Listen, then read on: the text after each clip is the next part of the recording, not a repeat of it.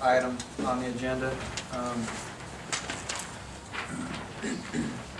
For discussion and possible action, consider to approve change order number 2 for the Bunkerville Well number 2 8-inch transmission line project to cover the costs associated with delays incurred associated with the Clark County permitting process. Thank you, Clark County. Aaron. Yeah, this project has had quite the delay. We've been working diligently to get this to start, and as already been stated, it has started and it's been going well since we've actually broke ground. Commend Valley Underground and their assistance in going forward. But prior to working with the county, originally they told us that we needed an encroachment permit, and that is a fairly simple process.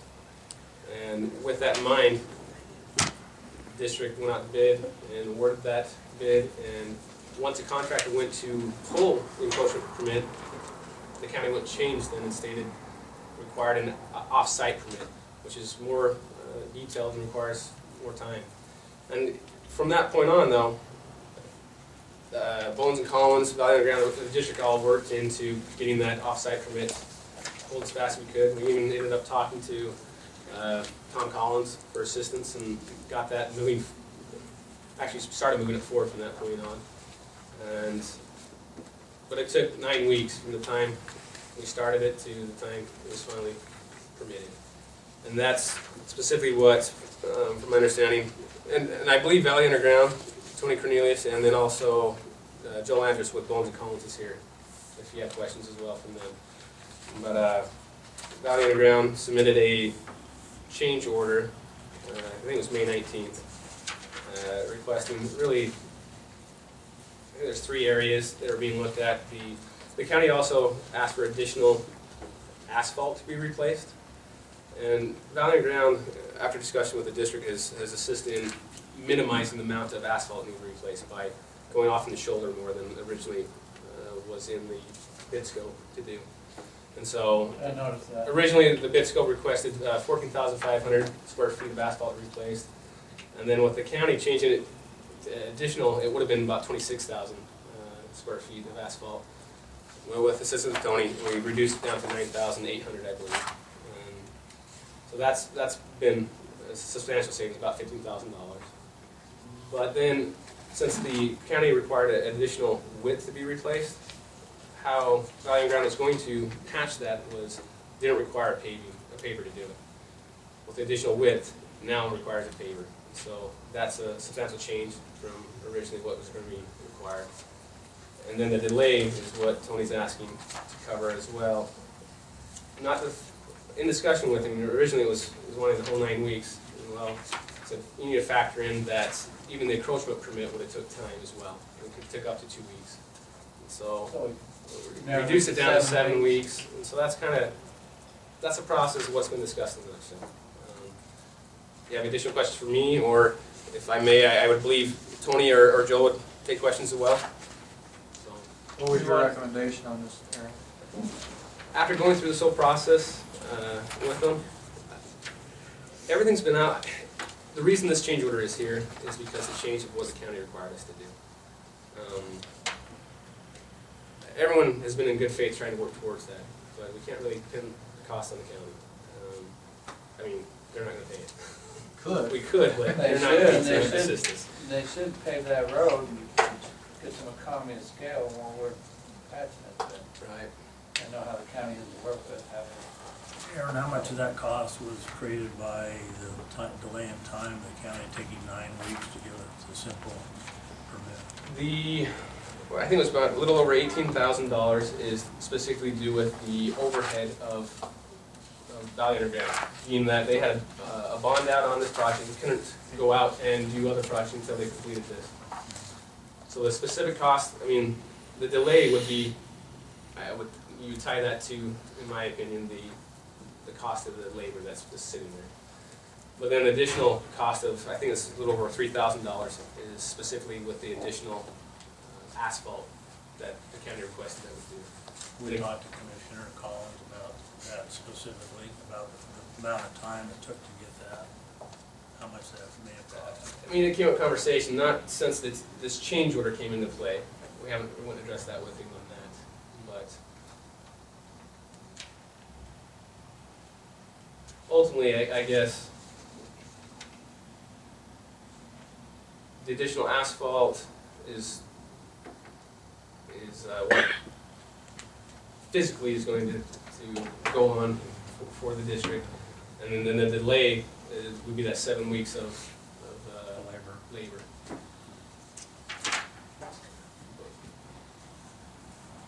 Okay.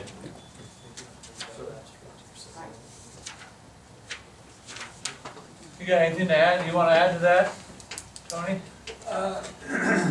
Just that we thought the job was gonna break at any time, and I just kept writing paychecks to my guys so they wouldn't wander off. How are you enjoying dealing with the county, is that fun? I know how to head stepchild. Yeah, we've been in that for If you want to ignore that question. They're peaches. Bo, you got a comment? Yeah, I mean, just so that the board has all of the information, and my understanding, I think from prior projects that Valley Underground has assisted with, I think the relationship there's been great. I think they've been very good with the district. I think it's a valuable relationship, but just in the vein of making sure you guys have all of the information that's available to you, I've taken a look at the contract, and one thing I looked for was a liquidated damages provision, which is if this contract takes longer than, or this project takes longer than so much time, then, you know, either the owner is paid if there's a delay on the contractor side, or the contractor's paid if there's a delay on the owner's side. The liquidated damage provision in the contract that I'm reviewing only works in favor of the district. There doesn't seem to be a provision in here that it would work in favor of the contractor in the event of a delay. The other part of the contract that I think is potentially relevant is under Article 8C.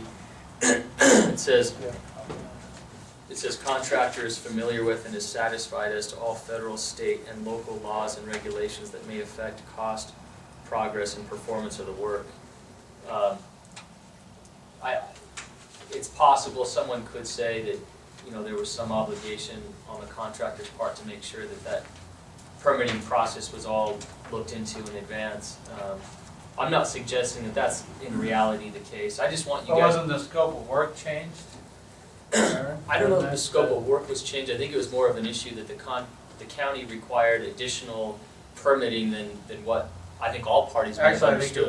I think there was both. I think The asphalt. the asphalt changed in width, so it went from being able just to patch it to having to use a paver in it. That's item number one, but item number two is going from an encroachment permit to an off-site permit, which Bowen and Collins was under the impression that's all that was going to be needed as well. And then when it come right down to it, the county in all their infinite wisdom, which this isn't the first time they pulled crap like this. And they specifically told us Yeah. that's what was needed.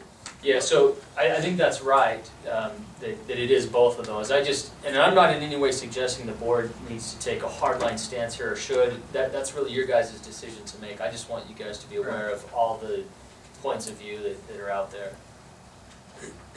Joel, did you have a comment? Well, just when we were told by the county initially that it was an encroachment permit, and then that was changed to an off-site permit, and we went through that process for, it was probably, we were 5 to 6 weeks into it, and Aaron contacted the deputy public works director, and he at that time basically said, "You're a public agency, why are you doing this permit?" Even though we had stated to staff at Clark County several times that you guys were a public agency, I mean, we shouldn't have had to do an off-site permit, is what he, and, I mean, it was just an awful situation all the way through, and I don't know. I would like to say this was a one-time issue with Public Works in Clark County, but that would be a lie. So, On top of that, working with the deputy public work director, we're also setting something up as a blanket permit in the future that I spoke to Joe Davis, which is the general manager at Montco Valley Water District, when this was all going on, because in their township, it's a similar process. I'm like, how do you guys deal with this? And he specifically said, we have a blanket permit. He faxed me over a